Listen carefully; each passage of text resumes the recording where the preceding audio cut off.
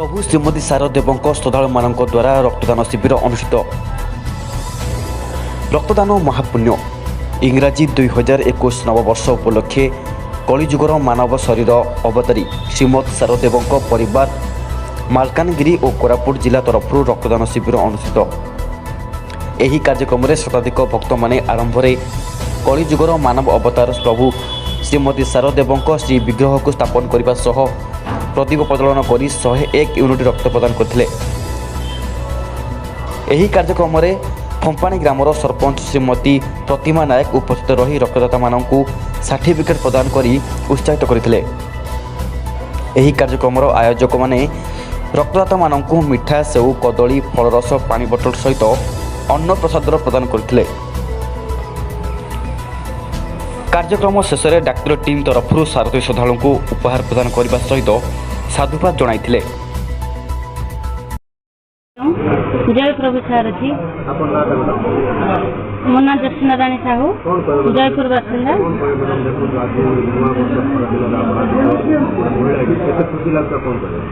आम तो एमती बहु आगुरी भी बहुत थर देचु केन्द्रापड़ा मंदिर रे भी आम देचु प्रभुंर ब्लड डोनेट होता प्रति कार्तिक पूर्णिमा रे नव वर्ष प्रति दान करूँ बहुत आगुरी आम प्रभु शिखी बंची बेले रक्तदान करंतु मृत्यु पर चक्षु दान करंतु।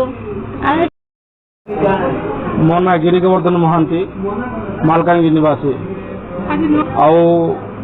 आम तो मालकानगिरी जिले समस्त आसीचु केवल सारथी सारथी जहाँ वचन देते आम आज कर चलचु समस्त हस खुशी जो नूतन वचन पालन करते आज आम सारा विश्व जहाँ रक्तदान शिविर चलू जोटा कि जनसेवा आसो जी थिला पर्यंत आम रक्तदान करवा मरीगला आखि दान करवा चक्षु दान करवा यहाँ प्रभु आम सारथी शिखी।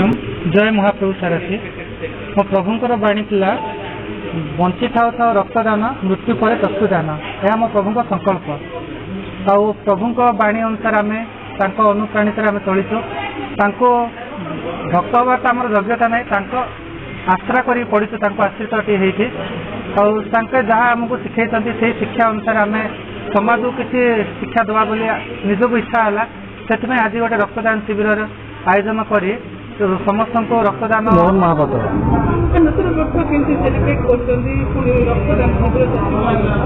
नूतन वर्ष हूँ आम प्रभुंर आमर प्रभुंर बाणी एवं आदर्श अनुप्राणित हो मुख्य उद्देश्य था मनुष्य समाज सेवा। तो आम जब मनुष्य समाज किसी आम सेवा नदे पारे मनुष्य जीवन वृथा हो तेणु आम जब गरीब आम अनडिवाइडेड कोरापुट मालकानगिरी जिलार भाई भौणी मानी कोरोना समय जो ब्लड बैंक ब्लड सर्टेज होते जो आम ब्लड डोनेट कैंप करूँ यहाँ आम प्रभुंर आम परम सौभाग्य आशीर्वाद बोली आम भावुँ। ब्यूरो रिपोर्ट खबर टुडे।